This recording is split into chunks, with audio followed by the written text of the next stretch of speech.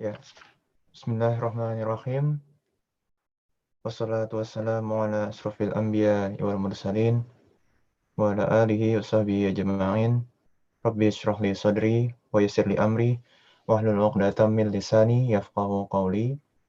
Assalamualaikum warahmatullahi wabarakatuh. Waalaikumsalam warahmatullahi wabarakatuh. Alhamdulillah, alhamdulillahirabbil alamin. Hari ini kita dapat bertemu kembali walau mungkin tidak secara fisik, tapi mudah-mudahan di majelis online kita pada pagi hari ini di waktu Belanda dan siang hari di waktu Indonesia tetap mendapatkan keberkahan dan kita dinaungi oleh para malaikatnya Allah. Salawat dan serta salam kita haturkan kepada junjungan kita, Nabi kita Muhammad SAW, karena berkat perjuangan beliau sampai pada hari ini kita masih bisa mendapatkan risalah beliau, dan semoga kita termasuk daripada golongan orang-orang yang mendapatkan syafaatnya di akhirat nanti. Amin amin ya rabbal alamin. Pada pagi hari ini kita akan melanjutkan sesi kajian online Ramadan kita bersama Ustadz Saiful Bahri, Stay at Home with Al-Quran, yang pada hari ini kita akan membahas tentang seni interaksi dengan Al-Quran bagian pertama, yaitu tentang membaca Al-Quran dengan baik dan benar.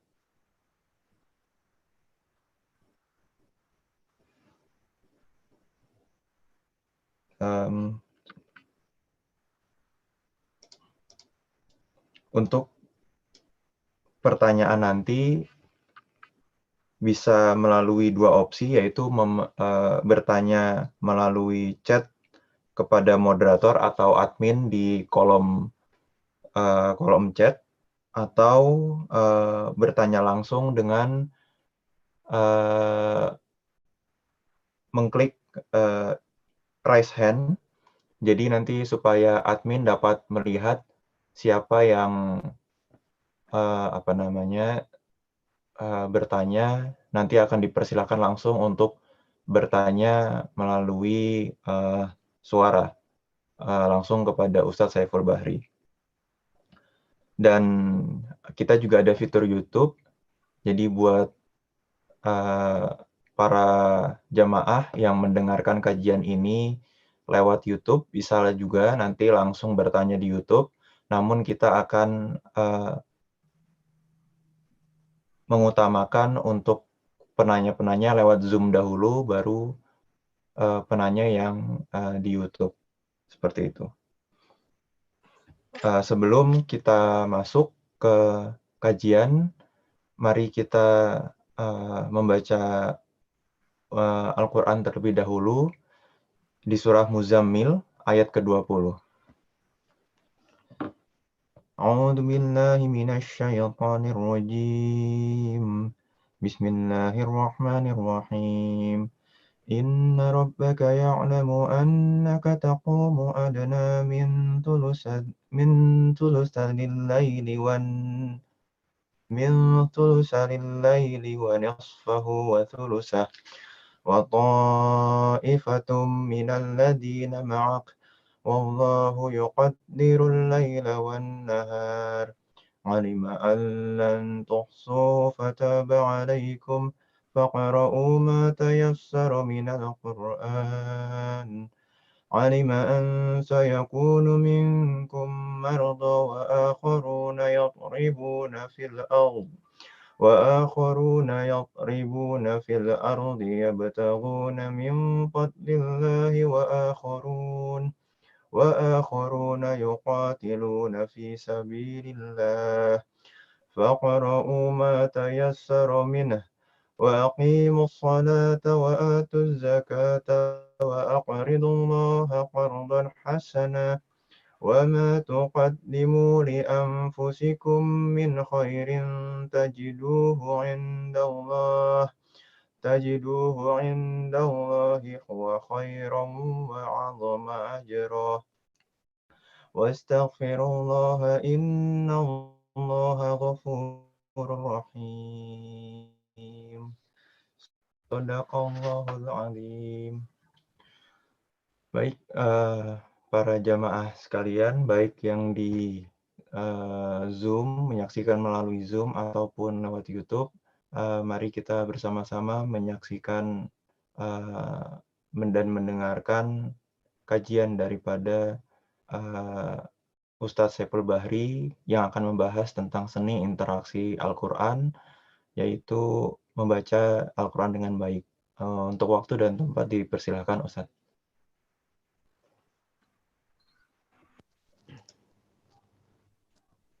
Assalamualaikum warahmatullahi wabarakatuh. Bismillahirrahmanirrahim. Alhamdulillahi rabbil alamin. Wabihi nasta'inu ala umurid dunya waddin. Allahumma salli wa sallim wa barik ala sayyidil mursalin Muhammadin sallallahu alaihi wasallam khairil khalqi ajma'in amma ba'd. Kaum muslimin dan muslimat, salihin dan salihat, saimin dan saimat yang dimuliakan Allah, terkhusus saudara-saudara saya yang ada di Nederland yang masih pagi menjelang zuhur dan yang ada di Indonesia di petang hari sore menjelang berbuka puasa. Pertemuan yang berkah insya Allah karena lini masa kita berbeda tetapi kita disatukan dengan sebuah kajian yang tentu sangat menarik sekali. Karena kajian ini bukan untuk kita nikmati, tetapi untuk memotivasi kita agar mendekat dengan Al-Quran. Karena kedekatan dengan Al-Quran ini adalah garansi meraih kemuliaan. Sebagaimana Allah muliakan bulan Ramadan, karena di dalamnya ada Al-Quran yang diturunkan di bulan ini. Maka dengan kondisi kita seperti saat ini, stay at home with Al-Quran menjadi pilihan yang utama. Seharusnya kualitas kita dengan Al-Quran itu meningkat karena kita tidak ada lagi kegiatan fisik kita yang menguras jarak, yang menguras pikiran, sekalipun sesungguhnya kegiatan di rumah pun sebenarnya tidak berkurang, tetapi at least kalau sampai kita tidak memperhatikan cara interaksi kita dengan Al-Quran sungguh merugi, terkhusus di bulan Ramadan. Dan pada seni interaksi yang pertama, insya Allah kita akan membahas dan berbicara tentang membaca yang benar dan baik sebagaimana Allah Subhanahu wa taala anjurkan dan tadi sudah dibaca di surat Al-Muzammil. Membuka diskusi kita, saya ingin menyampaikan sebuah riwayat di Sahih Bukhari ya, pada saat Ibnu Abbas dan Abu Hurairah meriwayatkan sebab turunnya surat Al-Qiyamah ayat 16 dan 17. Di surat tersebut Allah Subhanahu wa taala mengingatkan kepada Nabi Muhammad, la tuharrik bihi lisanaka lita'jala bih. Jangan buru-buru kamu membaca Al-Qur'an. Artinya baca Quran pelan-pelan saja. Kenapa sih Rasulullah SAW sampai ditegur Allah buru-buru baca Al-Qur'an? Ternyata di riwayat tersebut di Imam Bukhari dalam bab tafsir hadis nomor 4928 kita mengetahui ternyata sebabnya adalah rupanya sudah berhari-hari Rasulullah Shallallahu Alaihi Wasallam tidak bertemu Jibril yang biasa membawa Al-Quran. Ada kerinduan yang dalam.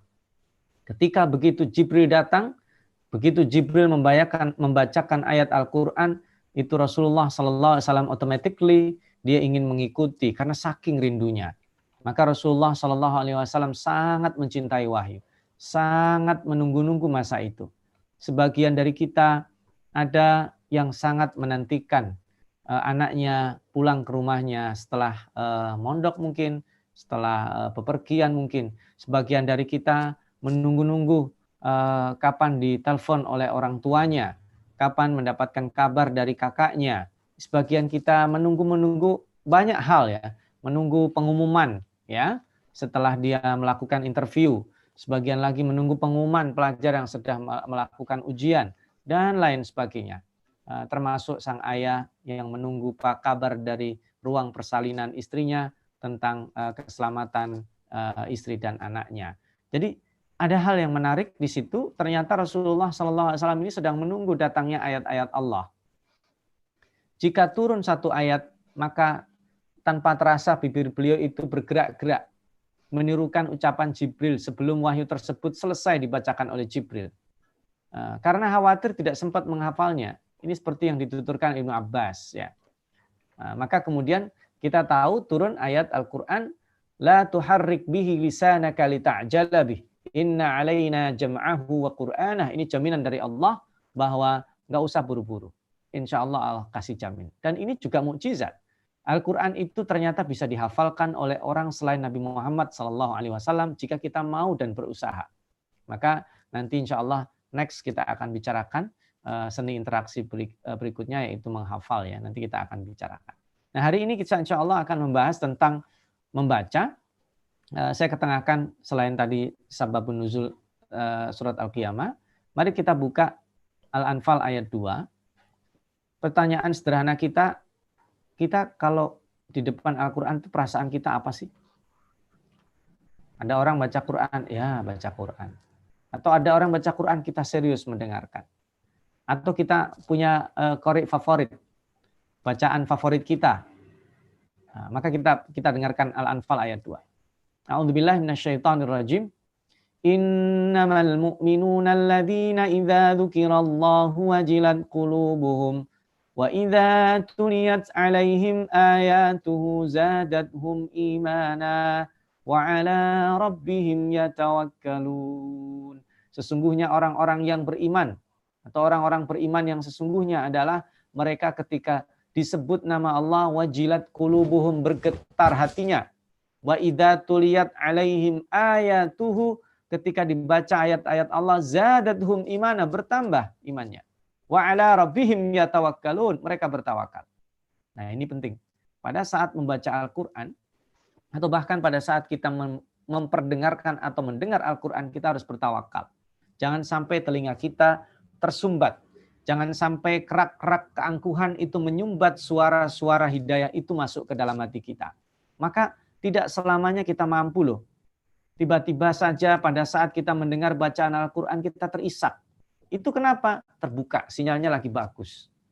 Pada saat kita membaca Al-Quran, padahal suara kita juga cukup lirih. Ya, kenapa tiba-tiba ada aliran energi positif? Ada motivasi yang dahsyat. Atau ketika sedang kondisi sedih, seolah-olah kita ditemani Al-Quran. Ini karena energi positif itu, wa 'ala rabbihim yatawakkalun. Apakah benar seperti itu? Ataukah sama sekali kita tidak merasakan itu? Maka ini kita kemudian saya ajak salihin, salihat, saimin, saimat untuk membahas, atau kalau kita lihat di slide berikutnya, di situ saya tampilkan ayat yang pertama diturunkan oleh Allah. Ayat yang pertama diturunkan oleh Allah itu apa?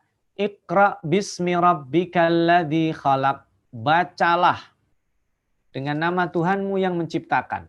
Ayat pertama turun itu bukan sembahlah Allah. Bukan esakan Allah, ya. Bukan tentang apa yang berkaitan dengan ibadah. Tapi ayat yang pertama turun adalah bacalah. Berarti membaca di sini sangat urgen. Bahkan perintah membaca itu sampai 3 kali. Dan kalau semua disebut itu 5 kali. Bagaimana mungkin kita kalau ingin memvisualisasikan, Jibril ketika datang kepada Nabi Muhammad mendekap dari belakang, itu pertama menandakan Nabi Muhammad tidak pingsan, berarti beliau sehat dan bugar.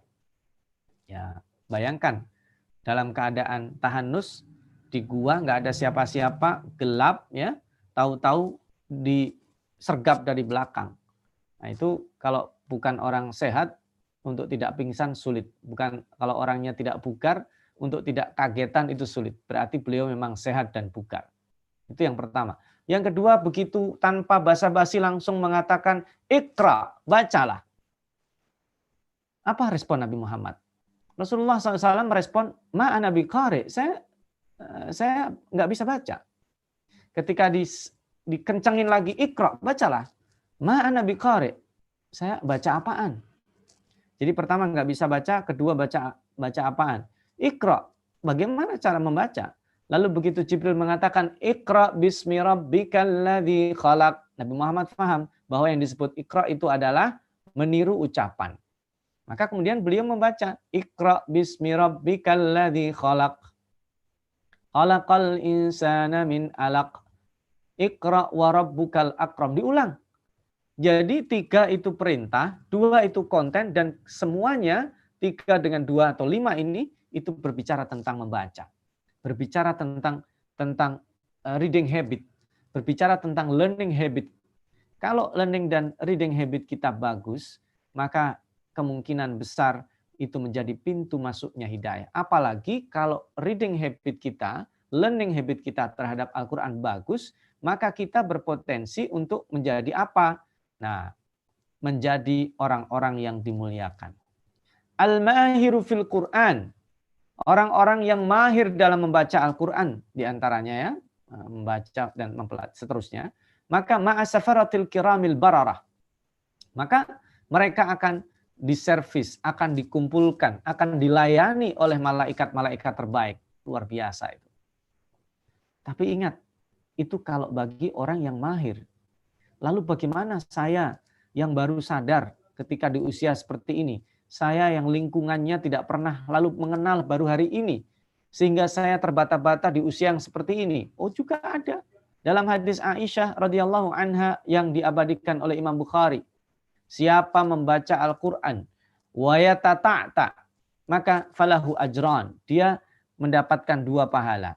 Pahala membacanya dan pahala dia berusaha sabar pada saat kesulitan membaca. Ada 1 orang 1 jam mungkin 1 juz setengah atau 2 juz. Tapi dia 1 jam 1 halaman pun belum tentu selesai. Tapi dia tetap berusaha menekuni halaman itu. Karena sesungguhnya yang dihitung oleh Allah bukan hanya kuantitas bacaannya, tetapi kesungguhan dan kualitasnya. Boleh kualitasnya dia kalah, tapi kesungguhannya. Wa yatata'ta. Dia tidak meninggalkan matanya berpaling dari mushaf itu. Dia terbata-bata tapi dia bersabar. Apalagi dia tahu maknanya. Dia berusaha memperbaiki. Maka orang itu mendapatkan pahala yang sangat dahsyat. Karena Al-Quran kata Rasulullah SAW itu bikulli harfin mendapatkan 10 kebaikan. Dan 10 kebaikan itu bisa dilipat gandakan lagi oleh Allah Subhanahu wa taala. Dan Rasulullah SAW mengatakan, beliau bersabda, memberikan motivasi kita untuk membaca Al-Quran, la aqulu alif lam mim harf. Aku tidak mengatakan alif lam mim itu 1 huruf, tapi alifun harf, wa lamun harf, wa mimun harf. Jadi 3 itu dibaca 3 huruf.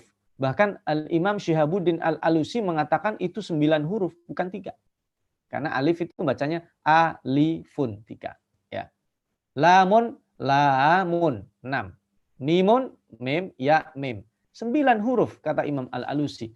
Artinya begitu kita baca alif, lam, mim, 90 riwayat minimalnya. Tapi ingat, kita tidak sedang mengejar angka-angka itu. Karena Allah nanti akan menginginkan, selain bacaan ini pintu, kalau kita sudah bagus cara membacanya, ada next. Ya. Nah, next-nya apa? Nanti insya Allah kita akan bahas.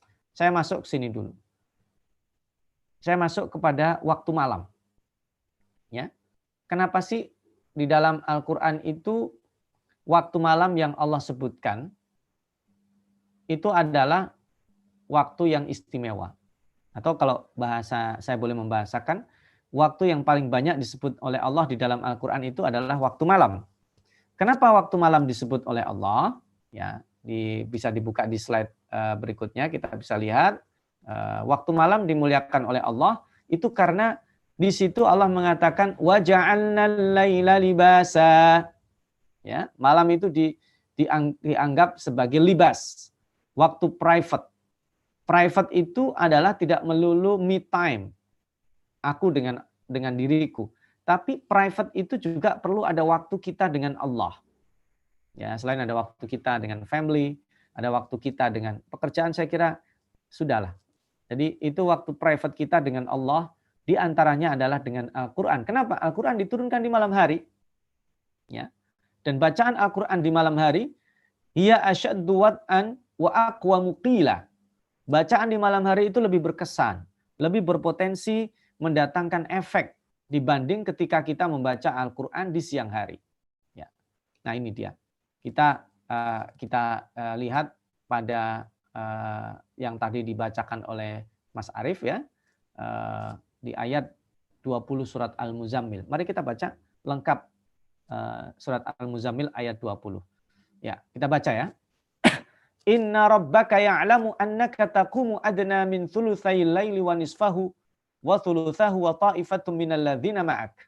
Wallahu yuqaddirul laila wan nahar. Tuhanmu Muhammad Maha tahu, sesungguhnya Tuhanmu Maha tahu. Di sini menggunakan fi'il mudhari ya.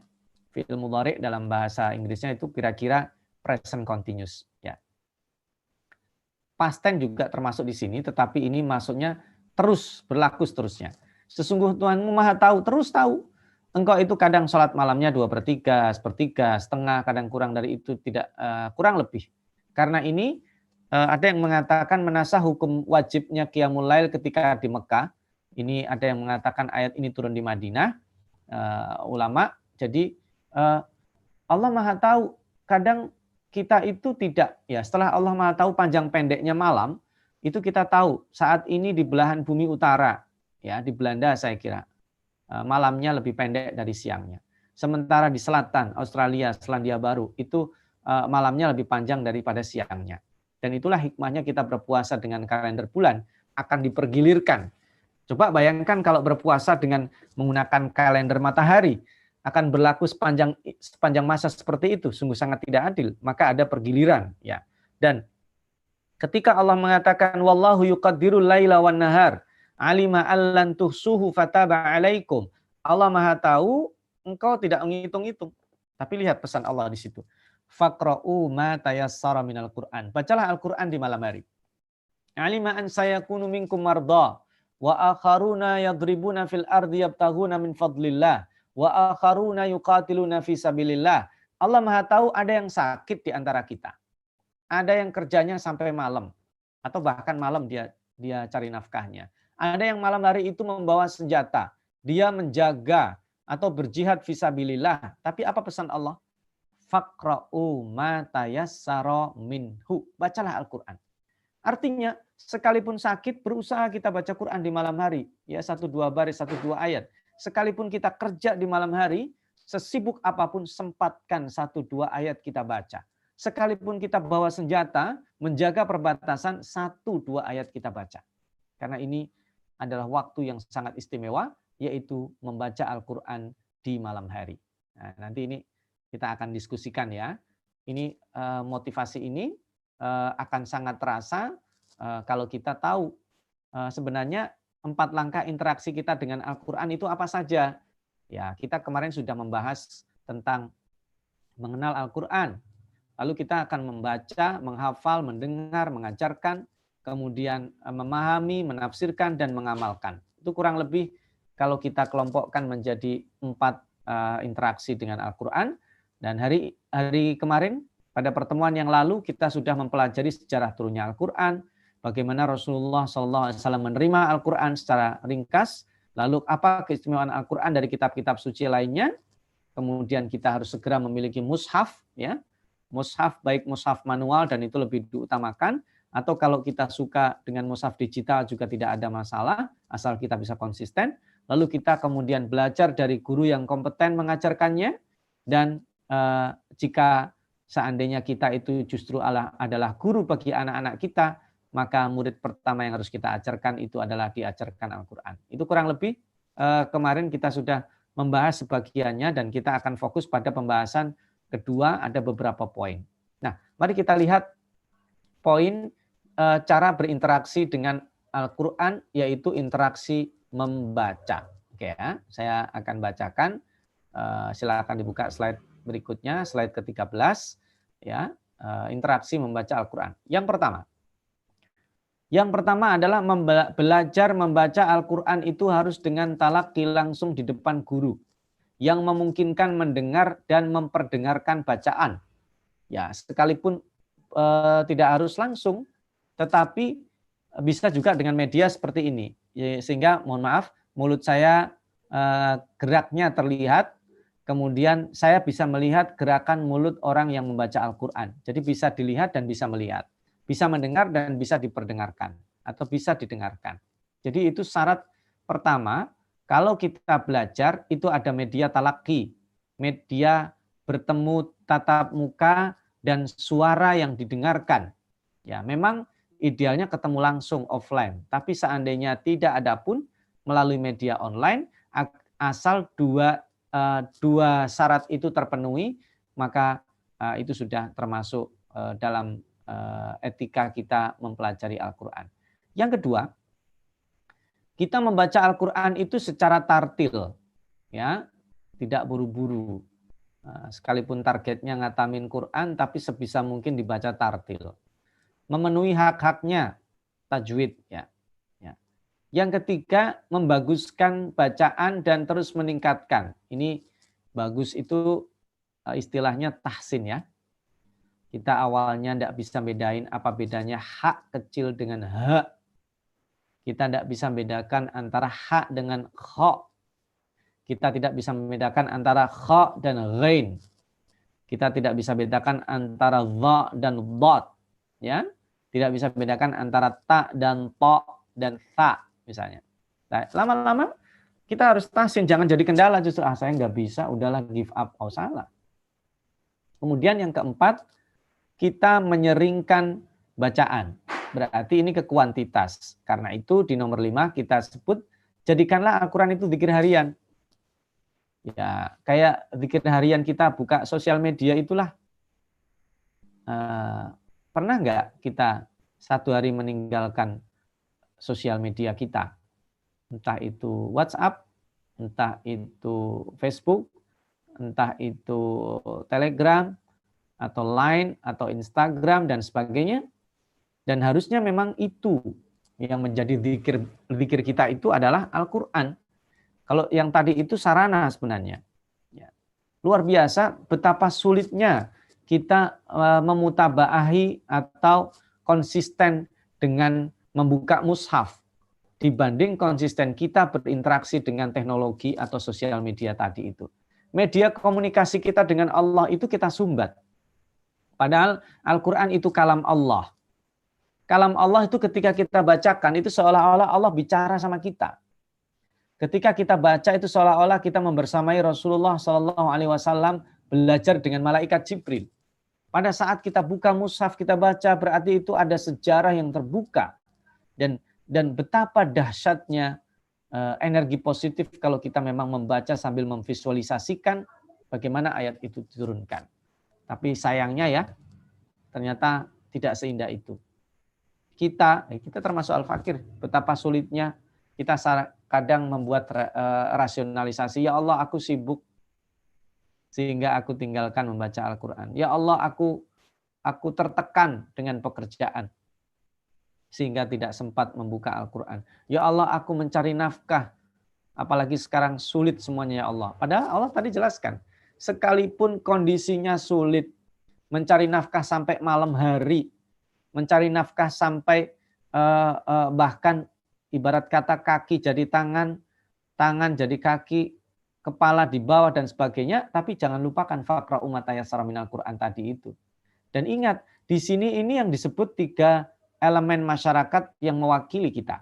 Yang pertama adalah masyarakat lemah. Orang sakit itu representasi masyarakat lemah. Kemudian yang kedua adalah masyarakat ekonomi yang kerjanya sampai malam, berarti dia yang lembur. Atau yang kerjanya malam, tidak seperti halnya kebanyakan orang. Ya. Yang ketiga, membawa senjata. Ini kekuatan. Jika struktur masyarakat itu 3, yang lemah, yang kuat, dan yang megang uang, itu dekat dengan Al-Quran, maka struktur masyarakat sosialnya bagus. Maka ini di ayat 20 itu juga kalau kita renungi, Allah memberikan resep tentang struktur sosial masyarakat kita. Kalau ingin bagus, 3 elemen masyarakat itu dekat Al-Quran dong.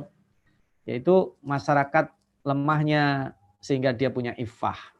Dia tidak punya suudzon. Ya, dia bersabar dengan keterbatasan yang dia punya atau dikasih oleh Allah Subhanahu wa taala. Yang punya uang dia juga tahu hak-hak orang lain. Yang berkuasa tidak menindas. Ini kalau dekat dengan Al-Quran. Dan ini salah satunya adalah dengan zikir harian. Baik, saya pindah ke slide berikutnya. Yang keenam, berusaha khusyuk. Nah, ini. Bagaimana cara kita khusyuk? Tadi kan ada di dalam surat Al-Muzammil. Inna nasyi'atal laili hiya asyaddu wat'an wa aqwamu qila. Berarti kita juga perlu mengkondisikan situasi. Baca khusyuk itu apa? Ya, nomor 12 itu saya sebut ya, bersuci dari hadas. Kita wudhu. Kemudian tempat baca Al-Quran kita juga yang kondusif. Agak sepi. Waktu baca Al-Quran kita juga lebih kondusif. Ketika malam. Itu lebih luar biasa. Dan membaca Al-Quran itu ada caranya, ada kalanya caranya dengan jahar. Suara yang terdengar. Minimalnya telinga kita yang mendengar. Atau sir. Sir itu bukan berarti tidak, ya boleh sih. Kita hanya baca dengan mata. Ya, kayak baca status orang, baca sosial media. Itu kan enggak dengan mulut, dengan mata. Atau dengan gerakan mulut. Umi gitu, kayak menggerakkan mulut ya.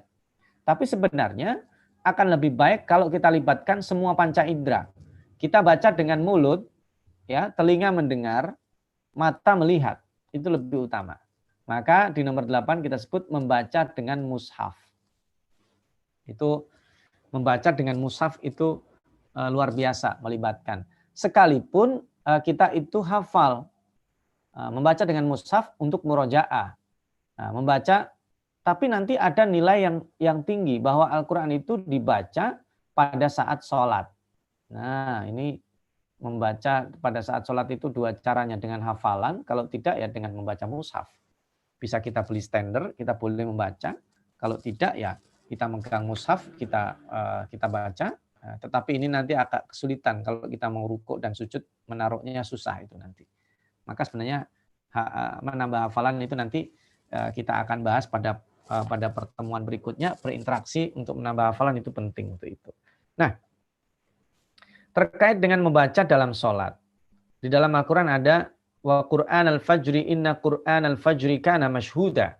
Jadi bacaan Al-Quran yang paling bagus itu adalah bacaan dibaca menjelang fajar. Ya. Dan menjelang fajar itu kemudian di fajar itu kita baca Al-Quran disaksikan malaikat. Yang disaksikan malaikat di pagi hari itu selain bacaan Al-Quran itu sedekah. Ya.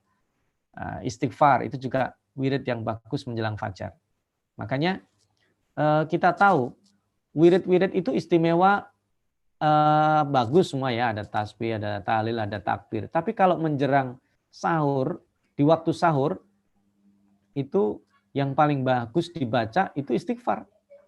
Di surat Ali Imran misalnya, wal mustaghfirina bil ashar, dan yang mereka beristighfar di waktu sahur.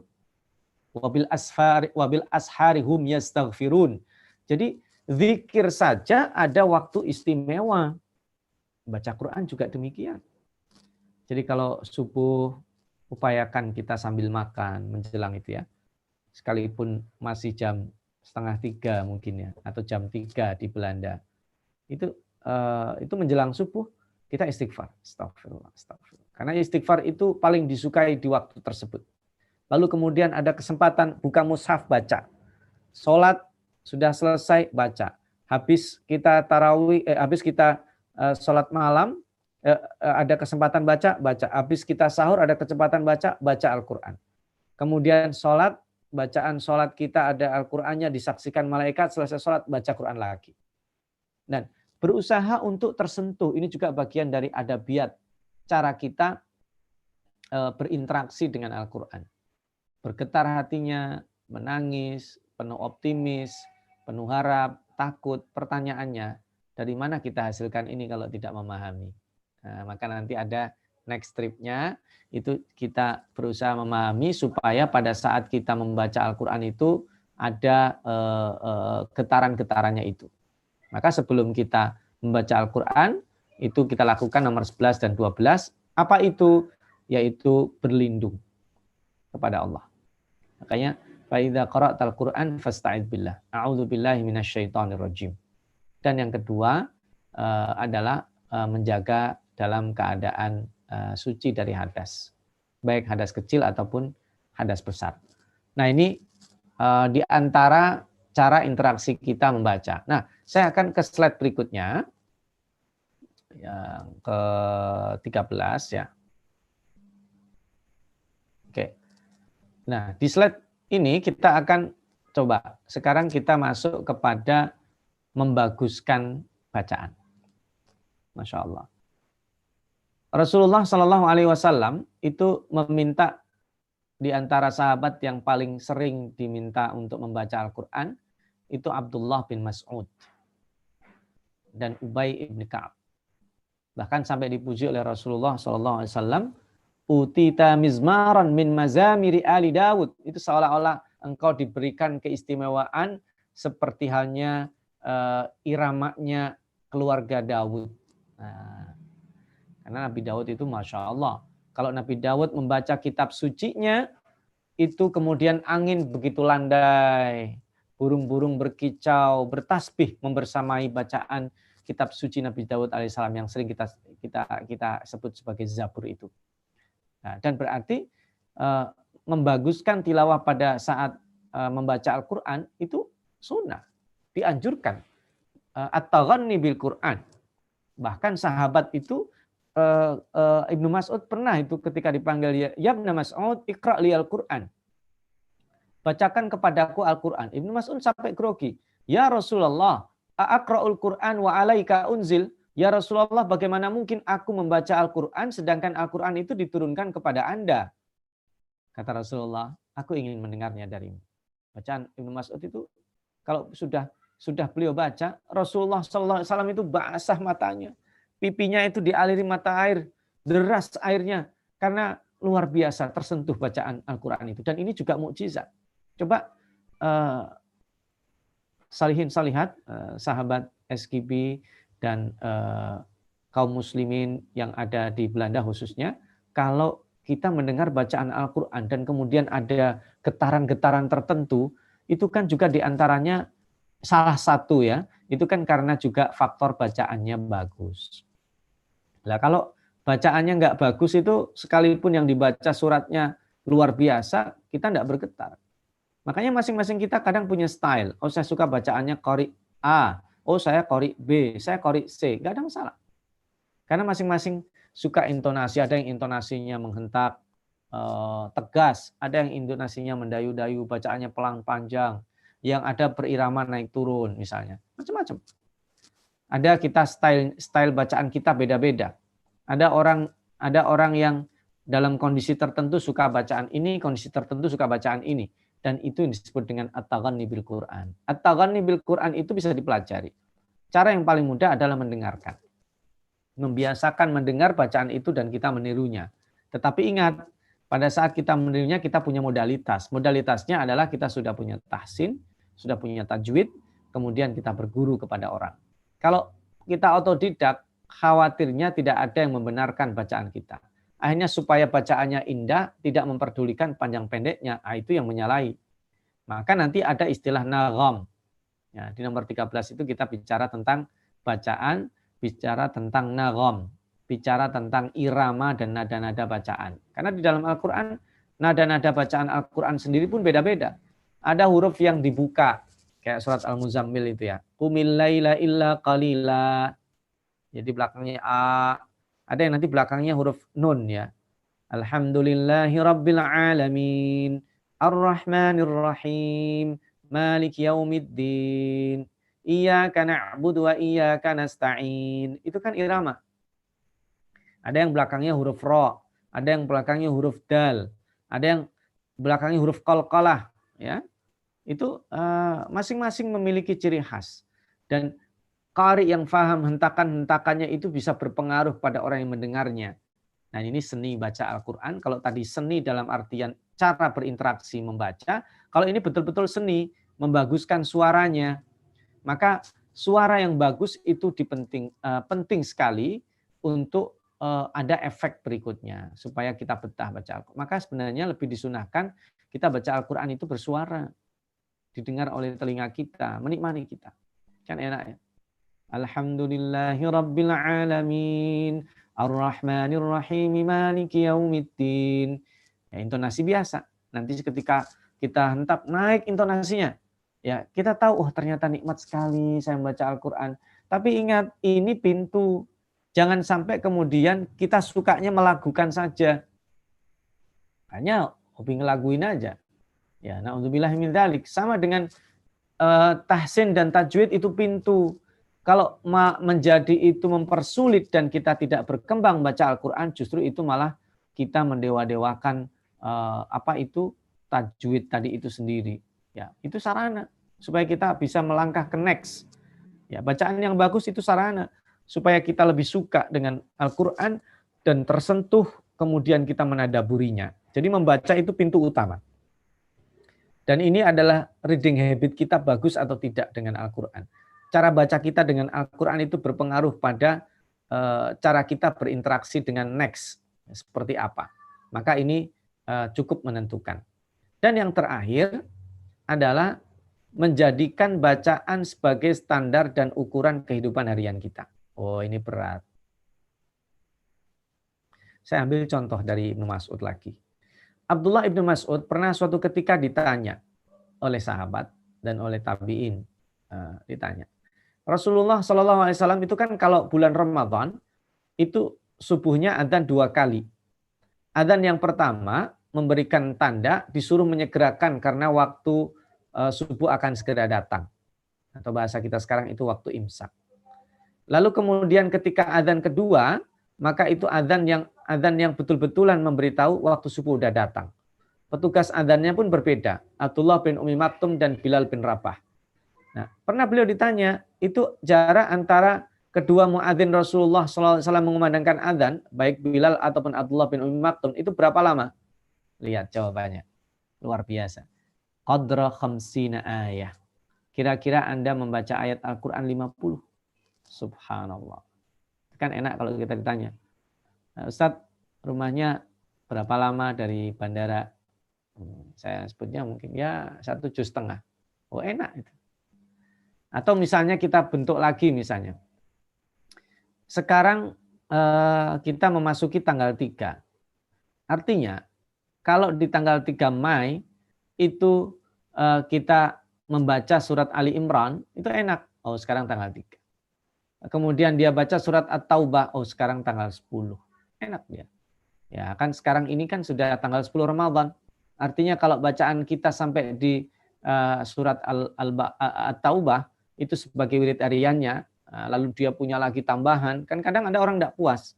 Dalam tarawih dia baca, nanti dalam sholat malam dia baca lagi. Akhirnya dia dapat 2 kali khatam dalam sholat, belum di luarnya. Tidak ada masalah. Dan itu artinya apa? Ada standar, harusnya kita malu. Karena Abu Hanifah, rahimahullahu ta'ala, adalah orang yang sangat luar biasa mementingkan interaksi dengan Al-Qur'annya. Ketika bulan Sya'ban, maka beliau stop aktivitas bisnisnya. Kolega-kolega bisnisnya dibilang interaksi kita nanti setelah Ramadan. Kemudian beasiswanya beliau berikan kepada siswa-siswanya. Ini beasiswa saya kasih, kamu pulang dulu. Kemudian staf-stafnya, karyawannya digaji, diberi THR. Ini THR, ini gaji kamu bulan Ramadan, kamu tidak usah kerja dulu sementara. Jadi di bulan Ramadan beliau fokus. Jadi focusing pada Al-Quran. Membacanya, menadaburinya, murajaah hafalannya, itu di bulan Ramadan. Momen yang sangat luar biasa. Karena ini momen yang langka. Ya, mohon maaf, kita aja kalau anak kita ulang tahun, kita bela-belain tuh nabung uang, kita bahagiakan dia. Nah ini Allah kasih momen, mohon maaf tidak bermaksud menyamakan. Al-Quran itu diturunkan di bulan Ramadan. Ini adalah yang sifatnya setiap tahun. Ya. Kesempatan kita berbuat baik, meraih kebaikan itu di sini. Karena Allah berikan peluang kebaikan ada yang daily. Seperti malam terakhir. Kita abaikan. Ada yang weekly. Setiap hari Jumat kita abaikan. Ada yang monthly. Ada yang setiap bulan. Kita juga mengabaikan. Sebagian kita perhatian. Kadang bulan 1, 2, bulan 3 udah lemah semangatnya. Maka Allah paksakan kita yang setiap tahun sekali, yaitu di bulan Ramadan, agar kita itu aware. Sejauh mana sih interaksi kita dengan Al-Quran? Seperti apa sih bagusnya interaksi kita dengan Al-Quran? Di-upgrade dong. Kalau kita ingin punya kebaikan seperti halnya Lailatul Qadar, upgrade dong interaksi dengan Al-Quran. Dan dimulai dari reading habit kita. Membaca Al-Quran kita berkembang nggak? Bukan, kalau suara mah dari sono. Belajar kita membaca Al-Quran itu tambah indah atau tidak? Lalu kemudian kita tambah betah atau tidak? Lalu kemudian kita punya standar atau tidak? Lalu bagaimana kita cara mengajarkan Al-Quran, nanti juga akan kita bahas secara tersendiri. Terakhir, supaya nanti kita bisa dialog, sahabat-sahabat saya, kaum muslimin dan muslimat, para ayah, para bunda, ini yang penting. Jangan lupa investasi mengajarkan Al-Quran kepada anak. Apalagi suratul Fatihah. Berlomba-lombalah, wahai para suami, dengan istrimu. Karena ini investasi penting. Wahai para ibu, berlomba-lombalah dengan suamimu. Karena ini investasi penting. Kita ajarkan anak-anak kita untuk bisa membaca hal yang paling pokok, paling wajib karena akan dipakai sholat, itu investasi jangka panjang. Orang-orang yang terlibat mengajarkan Al-Fatihah, itu ada tabungan sedekah jariah dia. Maka ajarkan anak kita. Huruf-huruf hijaiyah yang kita ajarkan, itu adalah modalitas yang sangat penting untuk investasi jangka panjang. Ya, orang anaknya untuk les piano, les bahasa Inggris, les bahasa asing, dia mau. Untuk Al-Quran dia tidak mau. Na'udzubillahi min dzalik. Kalau mungkin pernah saya sampaikan pada forum beberapa waktu lalu di Kalami, terkait dengan rumah yang disebut Rasulullah Subhanahu wa taala sebagai kuburan. Rumah yang dianggap sebagai kuburan adalah rumah yang tidak pernah dibacakan ayat Al-Quran. La taj'alu buyutakum maqabir. Nah, Al-Fakir akan tutup dengan kisah ini. Mudah-mudahan bagi yang sudah mendengar tidak ada masalah untuk mengulang. Jadi di satu tempat ada pasangan suami istri yang kaya raya dan terkenal. Dia punya anak tunggal yang akan ulang tahun ke-17. Lalu kemudian dia sudah menjanjikan hadiah spesial kepada sang anak. Nah, sang anak itu kemudian menagih pada saatnya. Ayah benar mau kasih saya hadiah. Ibu betul menjanjikan hadiah akan ditepati. Ya, sungguh. Ini spesial. Kami pasti akan memberi dengan kemampuan kami. Lalu sang anak ini mempunyai request permintaan yang aneh. Ayah dan ibu kalau serius ngasih hadiah ulang tahun saya minta satu aja.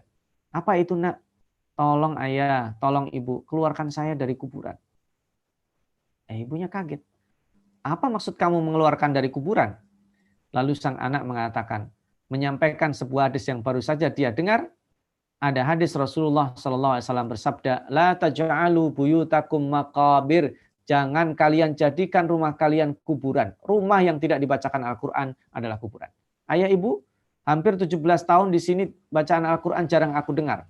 Aku datangkan guru-guru les privat yang luar biasa, tapi belum pernah Anda mendatangkan guru untuk mengajariku Al-Quran. Maka tolong keluarkan aku dari Al-Quran, dari kuburan. Nah, mari kisah ini kita skip. Artinya, kalau di rumah kita seminggu tidak ada bacaan Al-Quran, artinya kita tinggal di dalam kuburan. 3 hari tidak ada bacaan Al-Quran, artinya kita tinggal dan tidur di kuburan. Kita berinteraksi dengan mayat-mayat hidup. Itulah yang menyebabkan kita tidak berharga. Itulah menyebabkan kita kemudian kehilangan value kita. Kita kehilangan harga diri kita dan identitas kita. Maka membaca Al-Quran adalah pintu pertama meraih kembali kemuliaan seperti yang Allah janjikan. Itu saja sebagai mukadimah yang bisa Al-Fakir sampaikan. Nanti ada feedback balik, kita akan lanjutkan dalam sesi dialog. Terima kasih. Aku lu qauli hada. Ja'alanallahu wa iyyakum minal ladzina yastami'unal qaula fayattabi'una ahsanah. Saya kembalikan kepada Mas Arief. Kurang lebihnya mohon maaf. Sekali lagi, wassalamualaikum warahmatullahi wabarakatuh. Waalaikumsalam. Terima kasih Ustadz atas penyampaian kajiannya. Alhamdulillah. Semoga kita yang mendengarkan mampu untuk mengamalkan apa-apa yang sudah disampaikan oleh Ustaz Saiful Bahri tadi.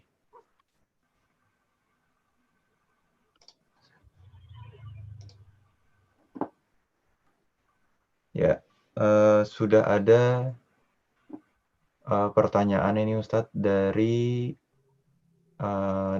Zoom.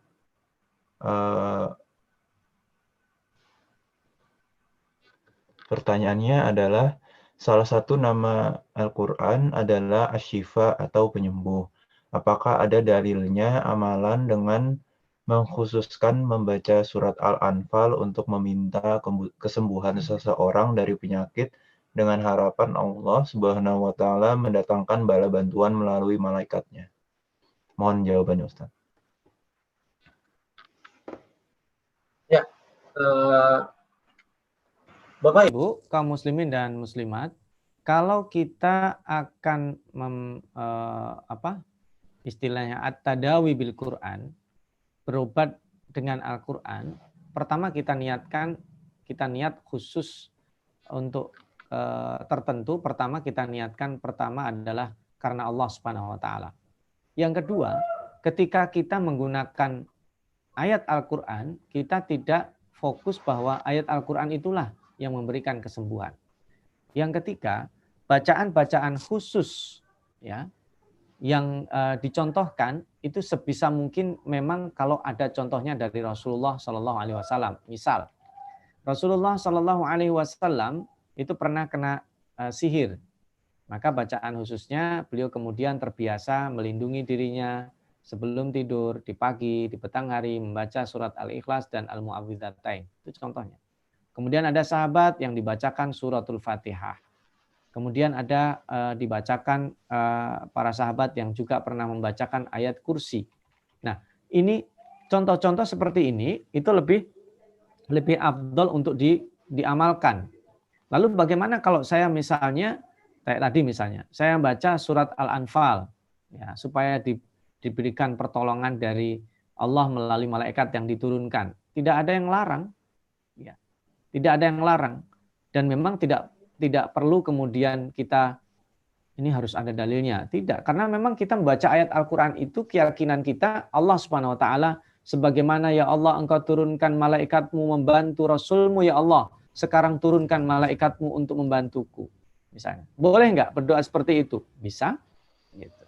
Tapi sekali lagi itu cara berdoa yang dibolehkan.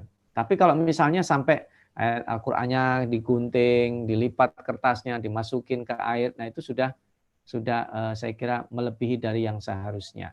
Jadi yang pertama mengkhususkan itu asal tidak berlebihan. Sekali lagi ada batasnya ya. Terutama yang sudah betul-betul makthur ya kita baca Al-Fatihah. Ya, baca Al-Fatihah. Atau misalnya ada doa Bismillahirrahmanirrahim syai'un fil ardi wala fis sama. Ya, itu kan doa dari Rasulullah. Ya, diajarkan kepada kita. Nah, ini doa-doa yang makthur itu akan lebih bagus kalau kita menjadikannya sebagai sarana pengobatan. Ya, wallahu alam kenapa disebut pengobatan alternatif? Karena memang ini pengobatan non medis ya. Nah, dan pengobatan non medis itu ya tergantung yang memberi kesembuhan, yaitu Allah. Sekalipun medis juga Allah, tetapi melalui tindakan yang terlihat. Kalau melalui bacaan Al-Quran, ini dianggap sebagai sesuatu yang memang tidak terukur. Ya, karena kalau seandainya penyakitnya tidak terlihat, ya berarti kita tidak bisa memastikan. Tetapi bagi praktisi yang terjun di bidang itu bukan tahu ya, tapi berdasarkan kebiasaan yang terjadi. Tetapi ingat, saya kembalikan sekali lagi, sebisa mungkin yang ada dasarnya dari Rasulullah Shallallahu Alaihi Wasallam. Kalaupun tidak ada dasarnya, maka sifatnya adalah yang bersifat istihadi tadi, itu sifatnya motivatif. Ya, kalau motivatif tidak ada masalah.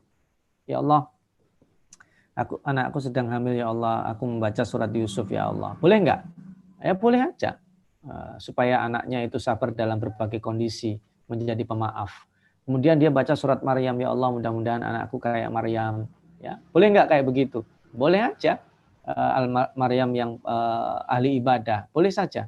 Mengkhususkan seperti itu dengan tujuan khusus, boleh saja. Tapi saya supaya ini balance ya, jangan sampai kemudian kita berlebihan sehingga meninggalkan surat-surat yang lainnya. Itu wallahu a'lam. Ya, terima kasih Ustadz. Kita ke pertanyaan langsung dulu. Ini sudah ada Ibu Farida, udah raise hand ini. Silakan Ibu Farida untuk langsung memberikan pertanyaannya. Aduh. Assalamualaikum warahmatullahi wabarakatuh, Ustaz. Mas Arif. Waalaikumsalam. Aduh, kangen sama Ustaz. Ini suami saya. Tadi pertanyaannya sama, maaf Ustaz. Pertanyaan tadi mau saya sampaikan langsung, tapi udah disampaikan Ibu. Jadi seorang ibu, alhamdulillah udah dengar ya. Udah dengar penjelasan Ustaz. Itu aja. Ini ada case mau say hello. Hey, my big brother. Hello. Alhamdulillah. How are you, Mr. Case? Alhamdulillah. Alhamdulillah. Alhamdulillah. I'm happy to see you. Alhamdulillah. Nice to see you. Inshallah next time. And Mubarak Ramadan for you. Ramadan Mubarak. Ya. Assalamualaikum. Waalaikumsalam warahmatullahi wabarakatuh. Makasih. Itu aja Ustaz. Ya. Mas Arif. Baik Ibu. Terima kasih. Bu Ida.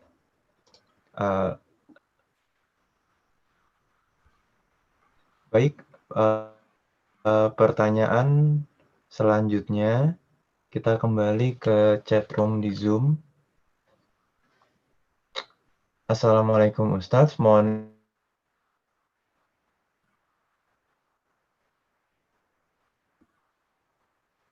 bertahan yang bersifat kata aktif, tercelah, dan kata pasif seperti diwajibkan atas kamu untuk berpuasa dan seterusnya. Mohon jawabannya, Ustaz. Mohon izin, tadi sempat terputus. Dibaca ulang, terputus Iya, Ustaz. Dibaca ulang, Mas Arif.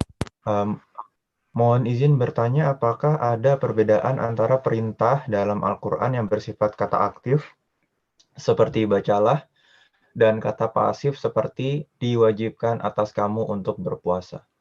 Ya. Baik. Ini terkait dengan redaksional ya. Kata-kata perintah di dalam Al-Quran kebanyakan adalah kata perintah aktif. Bisa juga berupa berita tapi perintah. Kata berita tapi isinya perintah. Ya. Jawaban tapi isinya perintah. Nah, ada juga seperti ayat puasa ini, itu dengan menggunakan diwajibkan, kutiba ala. Dan di dalam Al-Quran ini hanya ada 4 saja. Ayat-ayat yang berkaitan dengan kutiba itu hanya 4 saja. Yang pertama kutiba alaikumul qisas, nanti kalau di halaman sebelahnya. Kemudian di bawahnya wasiat. Yang ketiga adalah puasa. Ini satu paket, itu masih dalam satu halaman.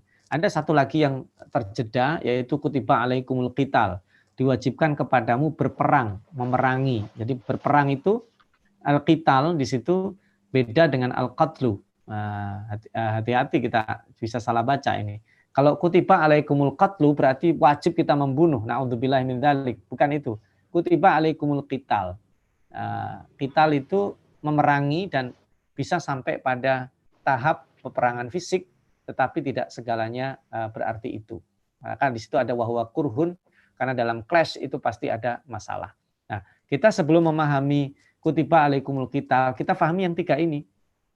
Kutiba alaikumul qisas, kutiba alaikum idza hadara ahadakumul maut. Nah, di situ ada wasiat dan kutiba alaikumus syiyam. Al-qisas, kenapa itu kelihatannya sederhana dan al-qisas itu seolah-olah menyeramkan, padahal al-qisas itu hayatun. Walakum fil qisasi hayatun. Bagaimana dalam pembunuhan itu ada hayat? Karena kalau qisas dilakukan, orang yang mau membunuh dengan sengaja dia berpikir untuk melakukan kejahatan itu. Akhirnya kalau qisas dilaksanakan, maka orang yang membunuh tidak jadi, orang yang mau dibunuh tidak jadi mati. Maka ada kehidupan 2 orang minimalnya. Nah, tapi karena ini kendalanya adalah karena kendala tasyri', kendala tentang hukum positif, tentu tidak bisa kemudian kalau begitu kita ganti dong hukuman pembunuhan di Indonesia. Nah, itu ranahnya bukan ranah itu. Kita ranahnya membicarakan objektivitas hukum syariat yang terkait dengan mukjizat, terutama dalam redaksi kutiba ala. Yang kedua, kutiba alaikum di sini wasiat. Wasiat itu berbeda dengan warisan dan berbeda dengan hadiah. Kalau hadiah diberikan pada waktu hidup, dilaksanakan pada waktu hidup. Kalau wasiat itu diberikannya pada waktu hidup, dilaksanakannya pada waktu mati. Nanti kalau aku mati, rumahku yang di sana untuk ini, hartaku yang ini untuk ini, itu wasiat. Dan itu tidak boleh lebih dari sepertiga. Sedangkan warisan ditentukan dan dibaginya setelah yang punyanya mati. Nah, berarti kutiba alaikum di sini itu bukan berarti diwajibkan. Ya. Wasiat itu perlu untuk ada yang menyaksikan. Ada yang nggak bisa kita kalau misalnya saya diwasiati nanti orang banyak mengklaim, maka biasanya nanti terkait dengan harta itu utang piutang termasuk wasiat itu nanti dilaksanakannya dengan tulis menulis ya. Nah yang ketiga kutiba alaikumusiyam, dan asyam itu menarik, filosofinya adalah filosofi menahan. Yang ditahan adalah sesuatu yang sifatnya bukan dilarang tapi dibolehkan. Makan, minum, berhubungan suami istri itu boleh. Lalu kenapa ditahan? Supaya ada margin. Kalau saya punya kebutuhan di angka 5, kemudian Allah memberi rezeki berupa materi saya di angka 4,5, artinya saya kurang setengah saja. Ketika saya dikasih oleh Allah 6 atau 7, ada margin 2. Ketika disebut ada margin 2, itu berarti di margin tersebut saya bisa bersedekah. Karena di dalam Al-Quran dikatakan, yas'alunaka madza yunfikun. Allah ditanya, kalau engkau ditanya tentang apa yang disedekahkan, kulil af, katakanlah yang ada kelebihannya. Nah, jadi kamu dikasih margin sedekah dong. Itu wajib berupa zakat fitrah, zakat mal. Kemudian yang kedua berupa anjuran. Yang ketiga ada qardun hasanah. Jadi tidak ada yang berlebihan, tidak ada yang istilahnya saya sudah sedekah nih, enggak ada, terus masih ada, dan itu adalah kelebihan. Nah ini redaksi terkait dengan kutiba itu redaksi yang dahsyat ya. Itu analisis sendiri ya. Nah sementara kalau yang sifatnya direct kayak tadi membaca atau misalnya kul ditalkin ya perintah, nah, itu masing-masing ada. Dan dalam kaidah usul fikih mengatakan al-amru itu basicnya perintah adalah lil wujub. Jadi kalau ada apa-apa perintah itu basicnya perintah itu wajib. Seperti aqimus shalah wa atuz zakah itu wajib. Kecuali ada dalil yang memalingkan bahwa perintah itu tidak wajib. Contoh, perintah yang diberikan setelah larangan maka sifatnya nggak wajib. Kaidahnya ya, perintah yang diberikan setelah larangan maka sifatnya tidak wajib. Contoh, kuntu nahaitukum an ziyaratil kubri al-an fazuruha. Dulu aku pernah melarang kamu ziarah kubur. Sekarang kamu ziarah, maka ziarah itu tidak wajib. Ziarah kubur. Sama seperti ketika saya masuk kelas. Tolong ya, handphonenya dimatikan. Kemudian setelah selesai saya menyampaikan pelajaran, itu silakan handphonenya dihidupkan. Itu berarti bukan wajib menghidupkan handphone, tidak. Karena redaksinya yang berbeda. Nah, berbicara tentang al-amru ini terkait dengan ulumul Quran. Mungkin sampai di situ saja karena nanti kita kembali ke track membaca Al-Quran. Itu saya kira Mas Arif, silakan. Ya. Mas, ada lanjutan. Baik, terima kasih Ustadz. Pertanyaan selanjutnya itu dari Bu Fitri. Assalamualaikum Ustadz, saya ingin bertanya terkait pengaturan waktu sebagai orang tua yang masih memiliki anak kecil usia TK dan SD, apalagi jika anaknya banyak. Mana yang harus diprioritaskan untuk orang tua? Memenuhi target membaca Quran, misalnya 1 juz per hari, atau mengajarkan dan menyimak bacaan anak-anak yang masih kecil agar bacaannya sesuai tajwid, sementara waktu orang tua terbatas karena harus mengerjakan aktivitas lain yang menjadi kewajibannya. Mohon penjelasan dari Ustadz. Terima kasih. Masya Allah. Bu Fitri, ini pertanyaannya sangat real ya. Dialami oleh hampir semua para ibu dan para ayah, apalagi kalau sekarang ayah yang bekerja di rumah, sangat terasa sekali. Apalagi kalau ibu di rumah pada hari biasa kerja ayahnya dan anaknya sekolah itu ada me time-nya. Sekarang hampir tidak ada me time karena perpindahannya kecil. Ayahnya juga kalau ada perpindahan dari kegiatan-kegiatan ada jeda waktu istirahat. Sekarang itu tipis karena kegiatannya itu cuma pindah dari ruang meeting satu ke meeting virtual yang lainnya. Maka sesungguhnya kalau kita mengalami kondisi seperti itu, Kita tidak bisa mengatakan kerjakan ini, tinggalkan ini. Ada proporsional saya kira. Ada saatnya anak-anak itu kita dampingi supaya mereka juga bisa ada kenaikan leverage membaca Qur'annya. Ada saatnya kita kejar target. Maka nggak bisa kemudian kita egois, oh saya belum selesai dong, satu juz dulu. Baru anak ini kita ajari. Kadang anak juga mut-mutan, jadi berarti kita yang cenderung mengalah. Kalau memang anak sedang mood, saatnya kita masuk. Nanti ternyata saya dapatnya menjelang tidur, lah itu kan kita mengamalkan firman Allah tadi itu. Inna rabbaka ya'lamu annaka taqumu adna min thulutsail lail wa nisfahu. Dan tadi kan faqra'u ma tayassara minal Qur'an.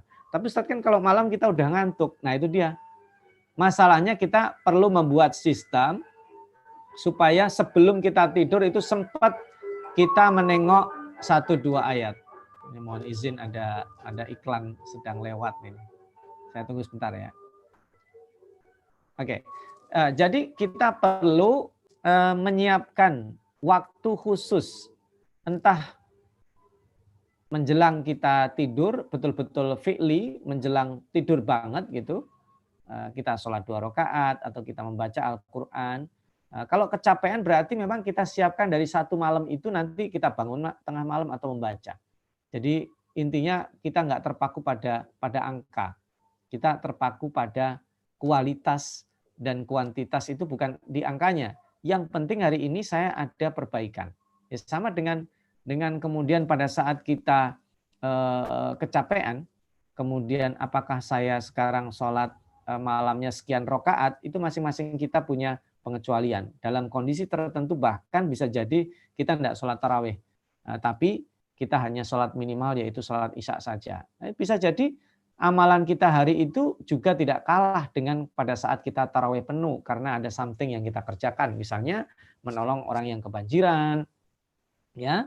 Misalnya pada waktu itu kita menyalurkan bantuan sehingga kurang kesempatan. Tapi khusus untuk Al-Quran sempatkanlah, gitu Bunda. Para Bunda sempatkanlah walaupun 1 ayat gitu. Tapi kalau target kita nggak bisa egois. Itu saya kira Mas Arif, silakan. Pertanyaan berikutnya.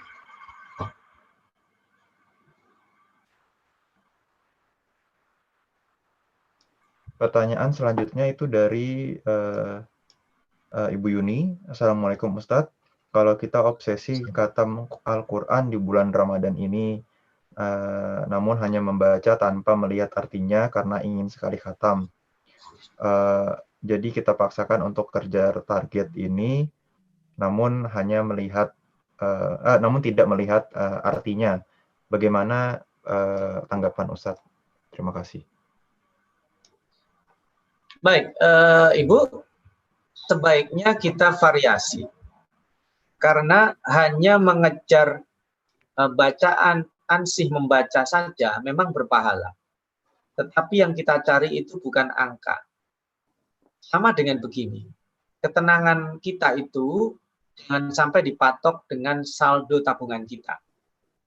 Nanti kita tawakaltu ala saldo. Ya. Kalau, mohon maaf Ibu, kalau misalnya saya punya target, saya baru merasa tenang kalau saldo di tabungan saya di angka sekian. Itu kan berarti nanti kita akan lain. Sama dengan begini. Saya baru tenang kalau hari ini sudah 1 juz. Tapi ini masih koma loh. Ya, masih koma. Belum selesai. Kalau kemudian 1 juz itu saya sudah terpenuhi tenang, itu artinya tenang bukan kemudian saya sudah maksimal, tidak. Nanti lama-lama kita harus upgrade. Saya masa sih 1 juz aja, 2 juz mampu. Nah, mengupgrade jadi 2 juz itu bacaan. Tapi ingat, ada yang tidak boleh ditinggalkan. Apa itu? Tadabbur. Ya, kalau kemudian mampu, murojaah hafalan, menambah hafalan, itu juga lebih utama. Jadi kita punya porsi. Ada porsi membaca, ada porsi tadabbur. Kalau bisa ada porsi tambah menghafal. Karena itu menjadi modal kita di dalam sholat malam.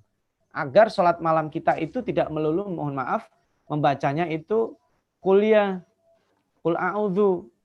Nah, kita ada tambahan peningkatan yang dibaca adalah ayat-ayat yang lainnya supaya variatif. Sekalipun kita boleh membaca dengan mushaf terbuka, tapi itu akan lebih afdol kalau kita baca.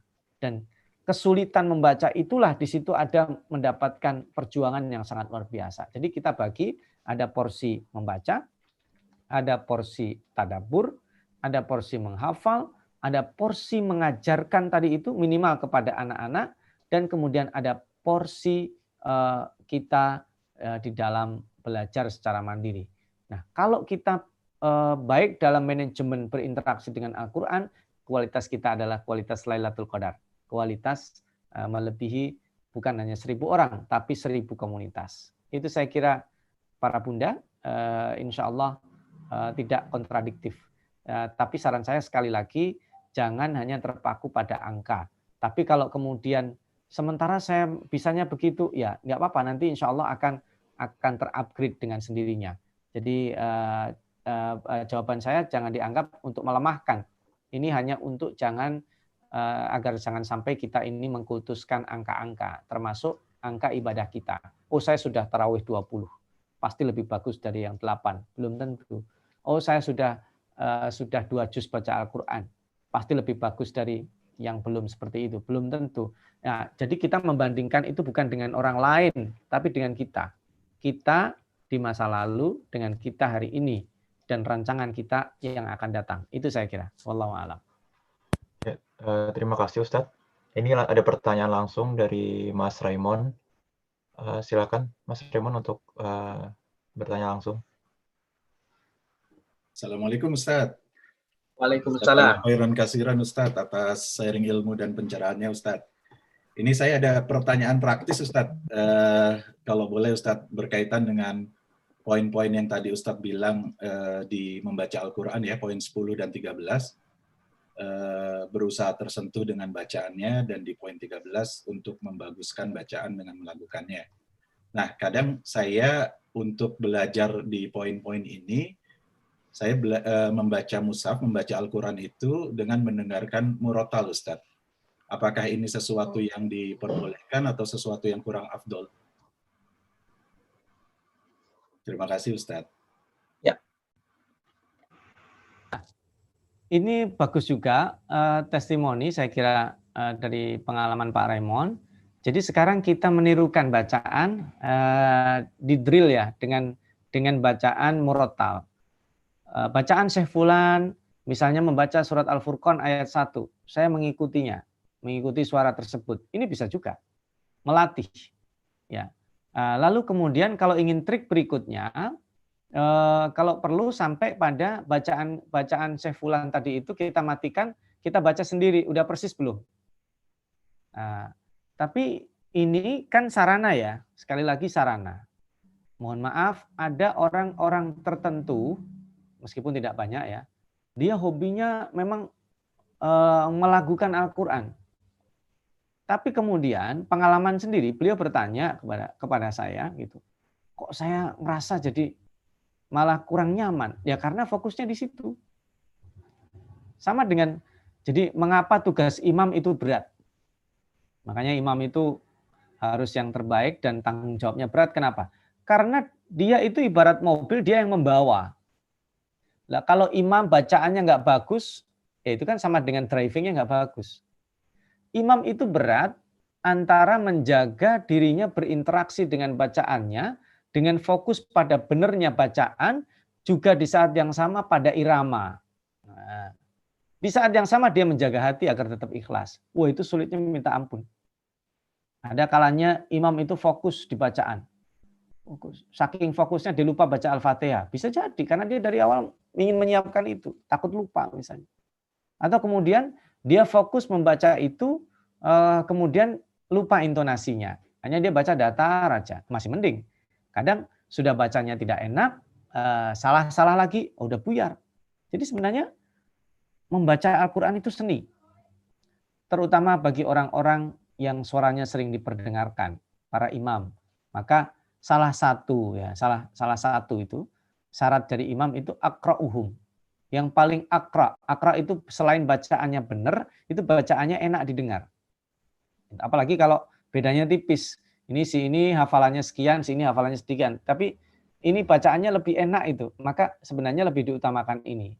Ya nanti sesekali boleh maju. Kombinasi antara keduanya. Karena itu turut berpengaruh. Kalau kita mendengarkan murotal, kemudian mulut kita sambil mengikuti. Mohon maaf, itu juga, mohon maaf sekali lagi, sama dengan lagu yang diputer. Lagu yang diputer itu nanti kita mudah itu mengikutinya.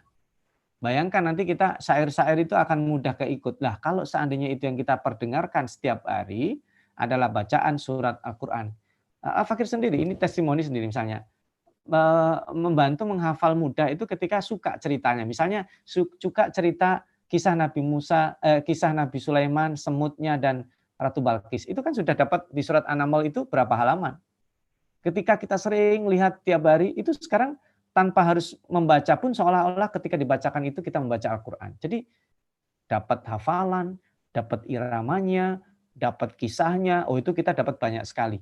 Maka sebenarnya kita harus meng-create cara secara inovatif agar kita itu suka sama Quran. Makanya kalau sekedar stuck dengan frekuensi kita atau volume membaca kita saja, itu kemungkinan nanti kita pada saat drop kita bisa lepas sama sekali. Tapi kalau kita selingi, suka bacaan ini, kemudian kita selingi, penasaran isinya apa, kok dia baca sampai menangis, maka insya Allah itu adalah akan membantu kita untuk makin rajin membaca. Itu saya kira Pak Raymond, mudah-mudahan testimoninya bermanfaat untuk kita. Saya kira bukan pertanyaan, yaitu testimoni dan bukan hanya dibolehkan, itu menarik untuk dipraktekkan.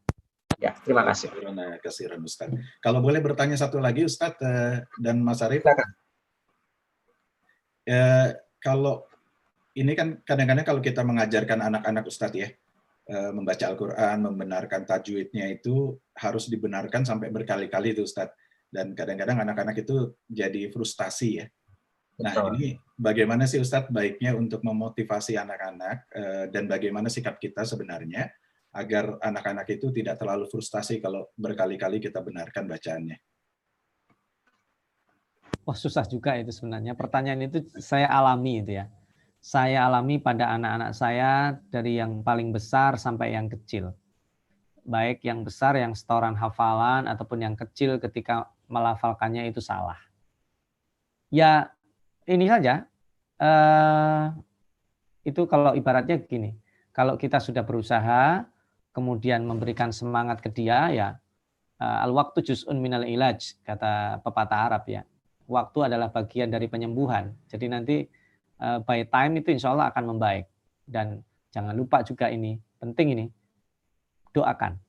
Jadi Ibnu Abbas itu juga salah satu yang membuat, yang memberi tentu Allah. Yang membuat beliau termotivasi dan juga orang tuanya dan beliaunya sendiri adalah didoakan. Rasulullah SAW itu mendoakan beliau, Allahumma faqihhu fiddin wa 'allimhu ta'wil. Ya Allah, pahamkan dia urusan fikih atau agama dan ajari dia ilmu tafsir. Maka Ibnu Abbas adalah rujukan tafsir para sahabat karena didoakan Nabi. Kita juga dalam kesendirian, ya Allah, mudah-mudahan anak saya cepat bisa fasih baca Al-Fatihah. Itu saya sering karena bacaan Al-Fatihah anak saya yang keempat masih belum betul sesuai dengan makhrajnya, masih sulit. Tapi dia menghafal itu sudah bisa, nah, kan berarti ada kemajuan. Nah, yang penting progres itu perlu kita apresiasi. Jangan sampai kemudian membenarkannya kita itu menjadi dia give up. Nah, itu saya kira perlu kita tanya-tanya pengalaman orang, perlu kita cara mengajar, menggabungkan antara reward dan punishment itu. Jadi menyeimbangkan. Kalau dikasih reward aja tanpa ada punishment-nya juga saya kira dia merasa nyaman-nyaman saja. Gitu. Jadi saya kira perlu kombinasi antara keduanya dan kita perlu pengalaman orang lain selain teori-teori. Itu saya kira. Wallahu a'lam. Alhamdulillah. Jazakallah khairan katsiran Ustaz. Ya, sama-sama. Masih ada beberapa pertanyaan ini Ustaz. Silakan. Pertanyaan selanjutnya dari Pak Wahyu. Assalamualaikum Ustadz, bagaimana cara menginteraksikan Al-Quran kepada anak kecil sejak dini, misal anak saya sekarang usia 3 tahun dan satu lagi usia 4 bulan. Mohon tipsnya agar interaksi sejak dini ini menjadi pemicu mereka menjadikan Al-Quran sebagai kebiasaan mereka saat kelak menjadi remaja? Mohon jawabannya, Ustaz. Baik.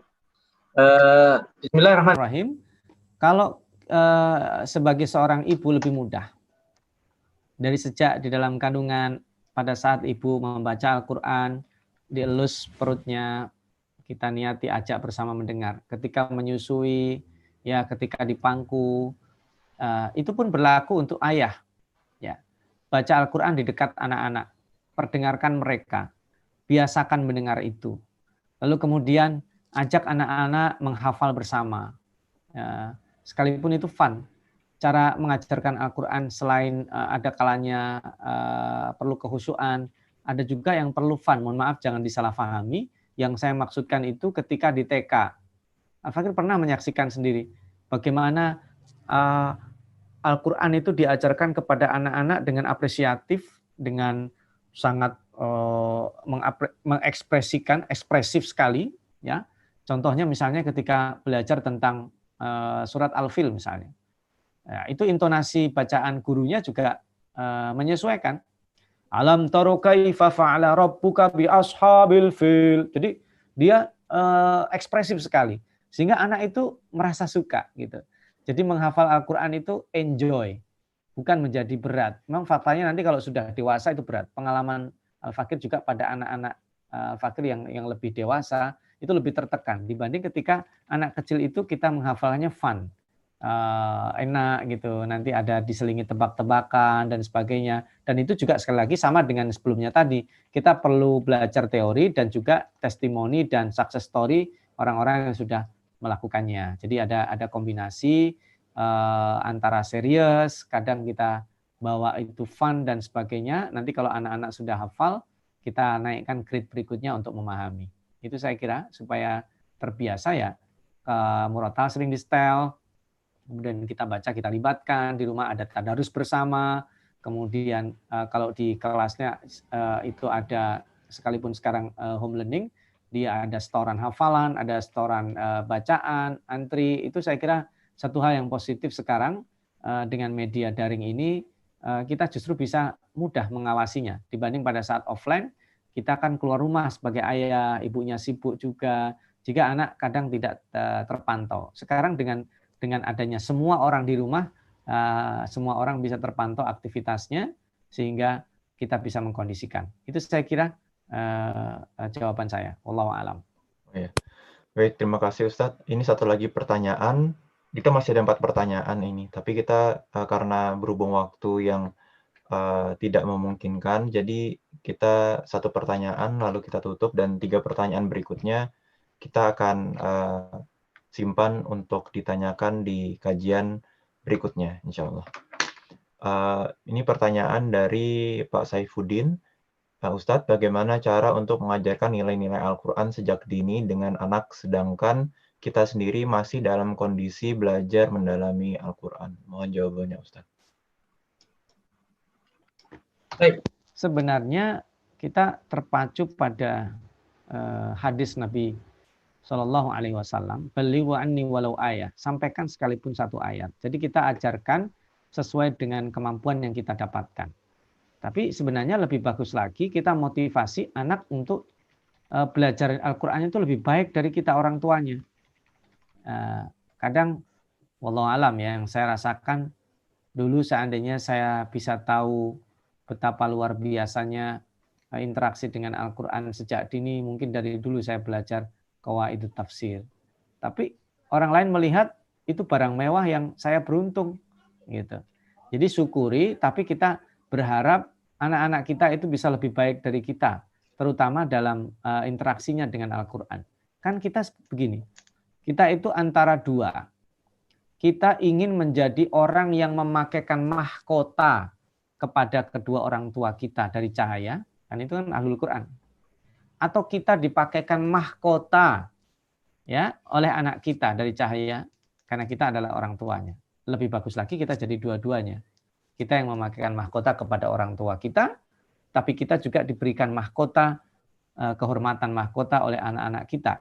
karena anak kita juga ahlul Quran. Nah, itu menandakan keluarga kita adalah keluarga Al-Quran. Jadi kita going aja, tetap dilakukan sekalipun dengan segala keterbatasan, dan tentu perlu penyesuaian karena anak-anak sekarang beda dengan kita dulu. Anak-anak sekarang relatif kalau belajar nggak bisa terlalu sifatnya doktrinal, dia harus reasonable, kemudian harus dialog ya.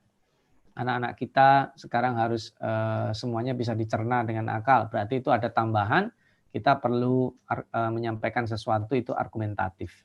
Saya kira itu pertanyaan yang tadi saya jawab. Wallahu a'lam. Ya, baik, terima kasih Ustadz Jazakallah khairan atas jawaban-jawaban dari pertanyaannya. Sebelum kita tutup, mungkin Ustadz bisa memimpin berdoa dulu untuk kita, Ustadz. Baik. Mari kita akhiri pertemuan kita dengan membaca istighfar dan berdoa kepada Allah. Astaghfirullahaladzim, astaghfirullahaladzim, astaghfirullahaladzim. Bismillahirrahmanirrahim. Alhamdulillahirabbil alamin. Hamdan yuafi ni'amahu wa yukafi'u mazidah. Ya Rabbana lakal hamdu kama yanbaghi li jalali wajhika wa 'azimi sultanik. Allahumma salli wa sallim wa barik ala Muhammadin wa ala alihi wa ashabihi ajma'in. Allahumma ja'al jam'ana hadha jam'an marhuma wa tafarruqana min ba'dihi tafarruqan ma'suma wa la taj'al fina wa la minna syaqiyan wa la mahruma. Allahumma innaka afuwun tuhibbul afwa fa'fu anna ya karim. Allahumma inna nas'aluka bikulli ismin huwa laka sammaita bihi nafsak aw anzaltahu fi kitabik aw 'allamtahu ahadan min khalqik aw ista'thartahu fi 'ilmil ghaibi 'indak an taj'alal qur'anal 'azima rabi'a qulubina wa jalaa'a humumina wa ahzanina. Allahumma ij'alil qur'ana imaman wa dalilan lana fid dunya wal akhirah. Allahumma ij'alhu lana fil qabri mu'nisa wa fil akhirati nura wa fil akhirati nura wa 'anil nari sitran wa hijaba. Allahumma ja'alna wa dhurriyyatina wa azwajana min ahlil Qur'an. Allahumma ahsyurna wa iyyahum fi zumrati ahlil Qur'an. Allahumma rabbana taqabbal minna salatana wa siyamana, taqabbal minna qiyamana wa ruku'ana wa sujudana, taqabbal minna sadaqatina wa zakawatina, taqabbal minna du'ana wa taubatana ya arhamar rahimin. Ya Allah ya Tuhan kami, jadikanlah kami ahlul Quran. Ya Allah ya Tuhan kami, jadikanlah mata kami adalah mata yang mudah menatap ayat-ayat-Mu ya Allah. Jadikanlah lisan kami terbimbing untuk mudah melafalkan ayat-ayat-Mu ya Allah. Jadikanlah telinga kami telinga yang terbuka mendengar ayat-ayat hidayah-Mu ya Allah. Ya Allah ya Tuhan kami, jagalah anggota tubuh kami dari bermaksiat kepadamu ya Allah. Bimbinglah kami untuk menjadi ahlul Quran-Mu ya Allah. Berikanlah syafaat kepada kami dengan membaca Al-Quran, mempelajari Al-Quran, menjadikannya pedoman hidup kami ya Allah. Rabbana atina fid dunya hasanah wa fil akhirati hasanah wa qina adzabannar. Walhamdulillahirabbil alamin. Mohon maaf jika ada kekurangan, keterbatasan al-fakir, kekhilafan dalam menyampaikan atau memilih kata-kata.